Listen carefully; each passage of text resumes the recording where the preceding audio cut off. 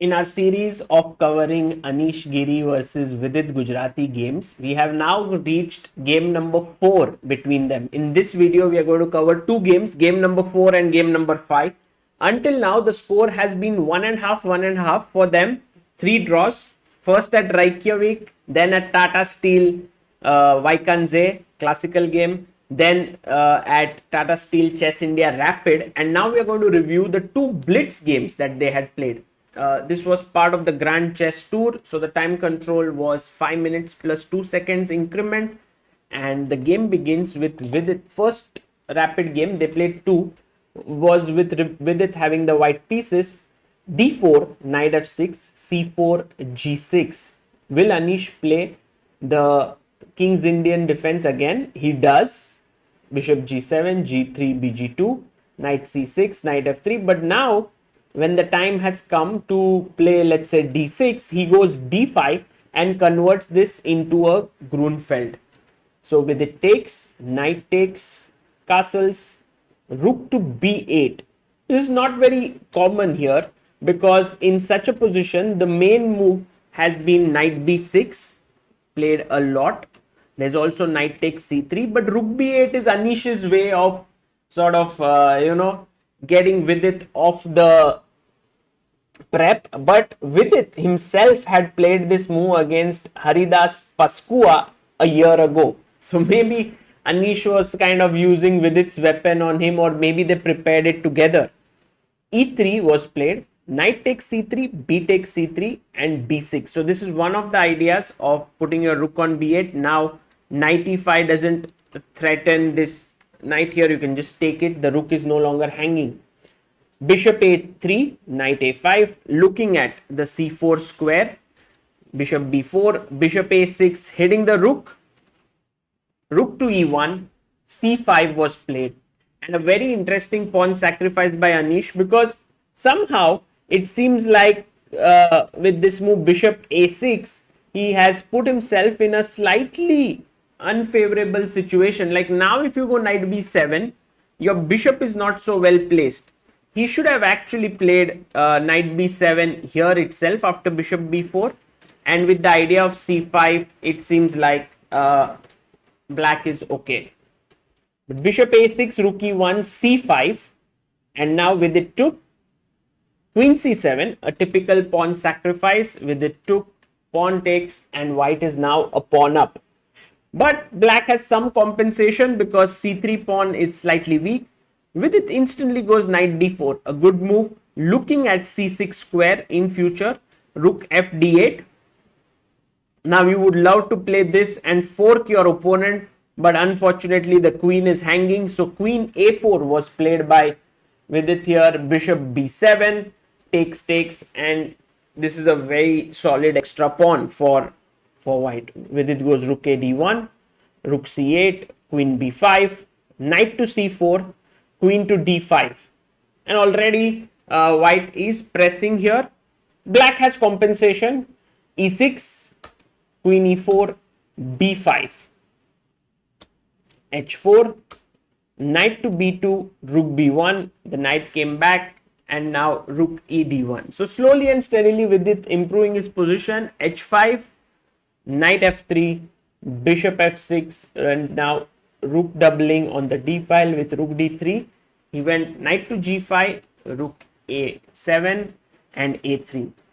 Here, if you were to take knight takes a3, bishop takes a3, rook takes a3, with its idea was to take on b5, and the point being that if you take here, you are in for trouble after rook b7, and white is winning.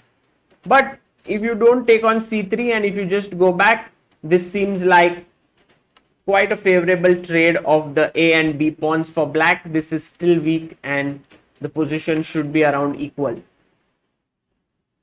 Queen c6 was played, with it now took, knight came back to e4, which was a fine move, bishop e7, takes.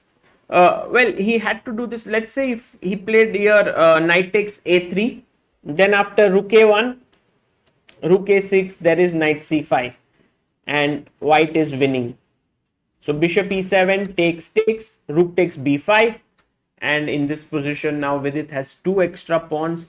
You also could have taken here, but after rook b8 he did not like his position with the other rook infiltrating, and so he played rook c8, a4, rook a7, rook b4, knight e5, rook d1, rook a8, rook a1, knight c6, rook b6, and now knight to g5 was played, rook a4, rook a4, and here Vidit played rook b7. Maybe first kicking the knight off with rook b5 would have been a possible choice and could have been better, because after rook b7, king g8, f4,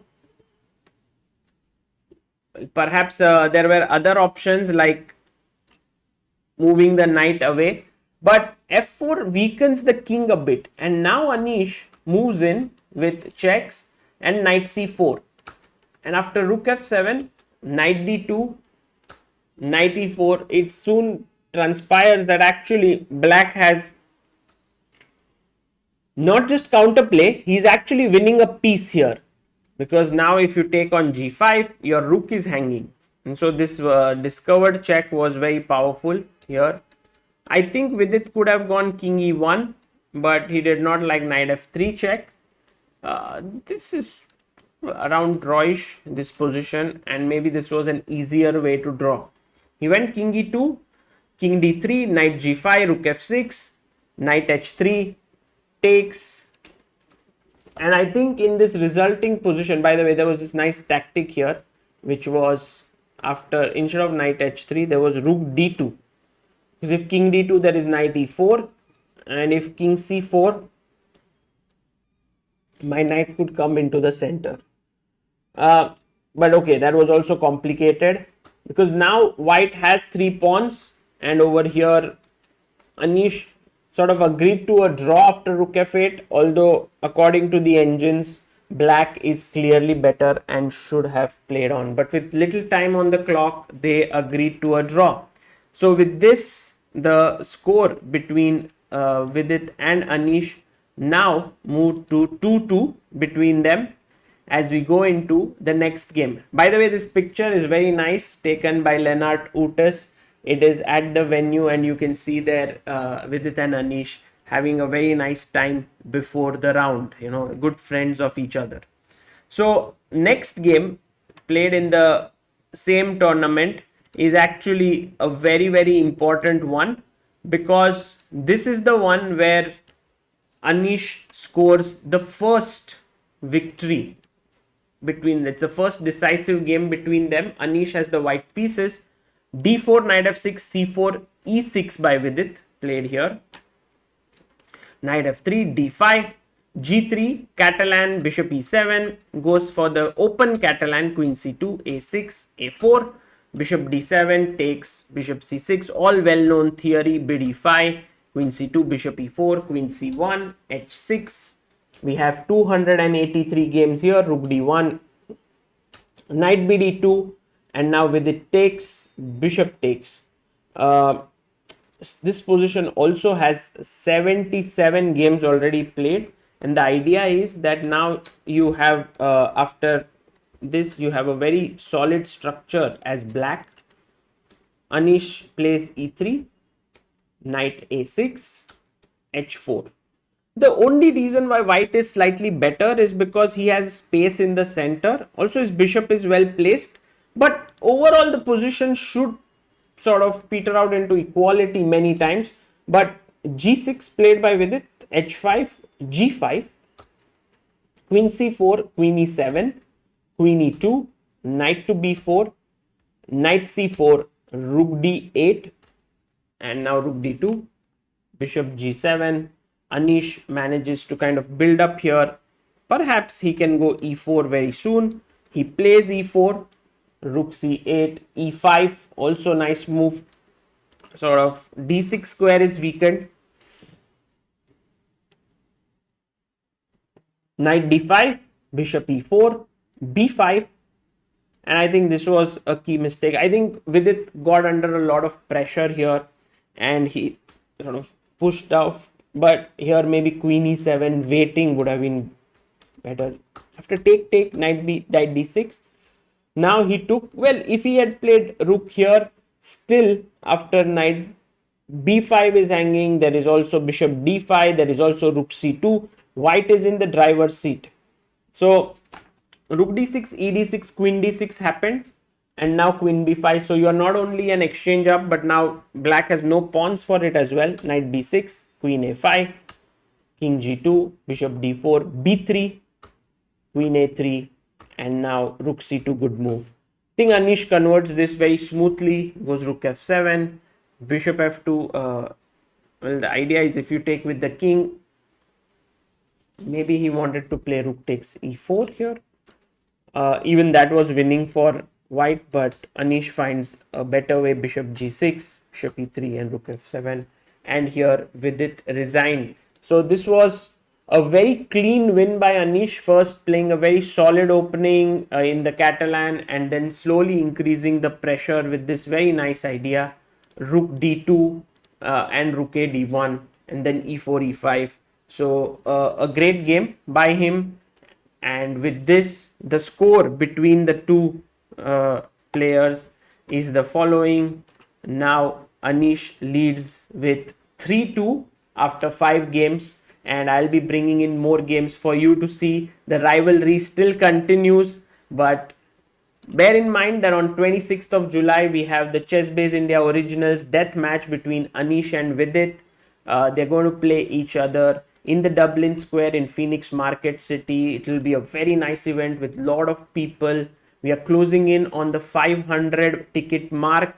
The format of play will be fun with blindfold, rapid, no castle chess 960, blitz, bullet, and so on.